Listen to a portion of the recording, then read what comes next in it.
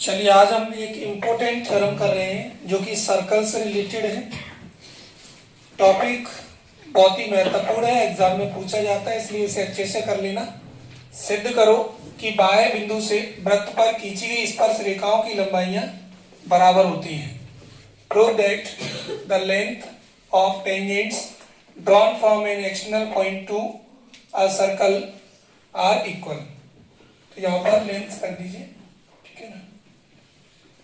तो आपसे पूछा जाएगा कि बाहर से जैसे जो एक्सटर्नल पॉइंट है, इस एक्सटर्नल पॉइंट से किसी सर्कल पर अगर अपन दो टेंजेंट खींचते हैं, जैसे एक टेंजेंट पी क्यू हो गई, एक आपकी पी आर हो गई, ये दोनों आपस में कैसी होंगी? इक्वल होंगी। इसे प्रूव करना है। सबसे पहले एक सर्कल बनाएंगे आप, और उस सर्कल के आउटर पॉइंट से पी से दो टेंजेंट यहाँ पर खींचेंगे। एक तो पी क्यू हो गई और दूसरी पी आर हो गई, और ओ इसका क्या है? सेंटर है। तो आपको इसकी थोड़ी लैंग्वेज सी लिखनी है जिससे आपको एक नंबर यहाँ पर ही मिल जाए। एक नंबर तो यहीं तक होता है, फिर आपका एक नंबर इतनी का होगा, फिर लास्ट में एक नंबर इसका होगा। 3 नंबर में पेपर में पूछा जाएगा जी। तो माना ओ केंद्र वाला एक वृत्त है, वृत्त के बाहर एक बिंदु पी है, ये लिखा है, जिससे वृत्त पर दो स्पर्श रेखाएं पी क्यू और पी आर खींची गई हैं। इंग्लिश में let there is a circle of centre O, there is a point P outside the circle. Circle के आउटसाइड में क्या है? एक पॉइंट P है, and two tangents PQ and PR are drawn from point P। P से कितनी tangents खींची है? दो। एक तो PQ हो गई, दूसरी PR हो गई। अब हमें प्रूफ क्या करना है कि दोनों बराबर हैं। PQ और PR क्या है? बराबर। PQ and PR are equal. Construction करेंगे अपन इसमें थोड़ा सा। मतलब अपन क्या करेंगे? O से P को ऐड करेंगे, O से Q को ऐड करेंगे, O से R को ऐड करेंगे। तो आप ऐसे लिखेंगे, केंद्र O से बिंदुओं P, Q व R को मिलाया। Joint points P, Q and R with centre O। अब देखिए सीधे आपके दो ट्राइंगल बन गए। एक किधर बन गया, एक किधर बन गया। ये दोनों ट्राइंगल आपके कैसे हैं?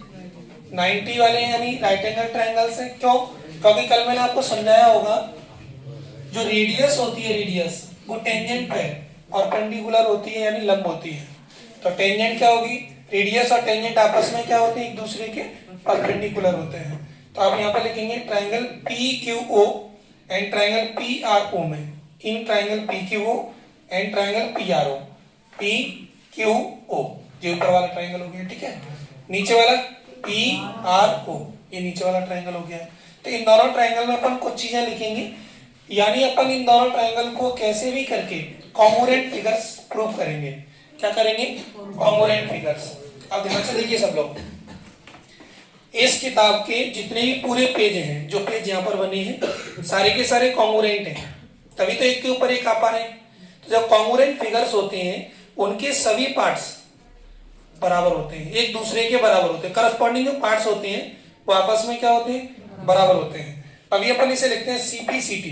आपने इसे पढ़ा होगा, corresponding parts of congruent triangles के जो पार्ट्स होते हैं वो आपस में क्या होते हैं? बराबर होते हैं। जो CPCT थ्योरम आपने पढ़ी है 9th क्लास में। तो अपन को इसी को प्रूव करना है, कैसे भी करके ये दोनों फिगर हमें क्या करनी है? कॉन्ग्रुएंट प्रूव करनी है। कॉन्ग्रुएंट प्रूव हो गए तो मान लीजिए वाली साइड इस साइड के बराबर हो जाएगी। तो देखिए सबसे पहले OQ बराबर OR, OQ बराबर OR। एक ही सर्कल की दो क्या है जी? रेडियस। सेम सर्कल की क्या है जी? रेडियस। तो ये दोनों बराबर होगी। OQ बराबर OR। एक ही वृत्त की त्रिज्या, रेडियस ऑफ सेम सर्कल। एक इसमें ये चीज चेक करिए, OP के ही बराबर होगा, क्योंकि दोनों में साइड कॉमन है जी, ऊपर वाली ट्राइंगल की भी, नीचे वाली ट्राइंगल की भी। तो OP किसके बराबर होगी? OP की क्या साइड, क्या नाम है इसका? कॉमन साइड, ओवेनिस्ट हो जाएगा। इसके बाद यहाँ का जो एंगल है वो दोनों में बराबर है। देखो PQO, फिर PRO, दोनों में बराबर है जी।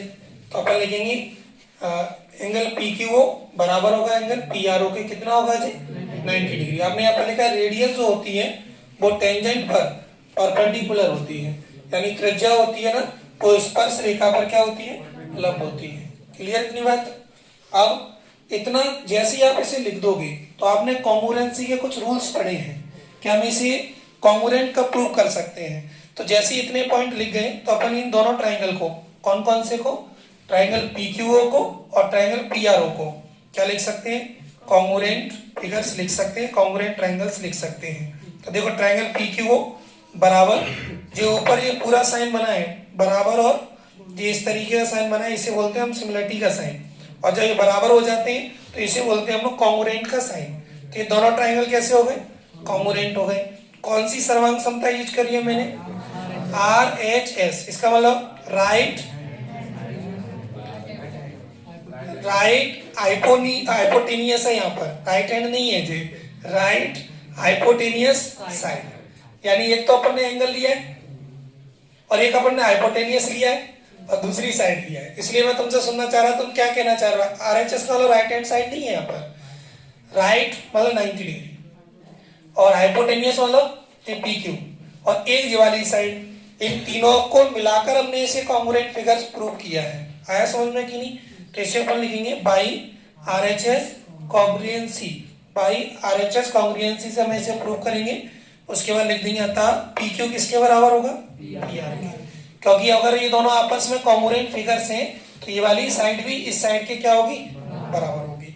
तो अतः अपन लिख देंगे अतः PQ बराबर PR, ब्रैकेट में लिखना पड़ेगा आपको बाई CPCT। इसमें क्या लिखना पड़ेगा ब्रैकेट में? By CPCT। अर्थात बाएं बिंदु से, क्वेश्चन को लिखना है और लिखना है, बाएं बिंदु से वृत्त पर खींची गई स्पर्श रेखाओं की लंबाइयां बराबर होती हैं। Thus, the lengths of tangents drawn from an external point to a circle are equal.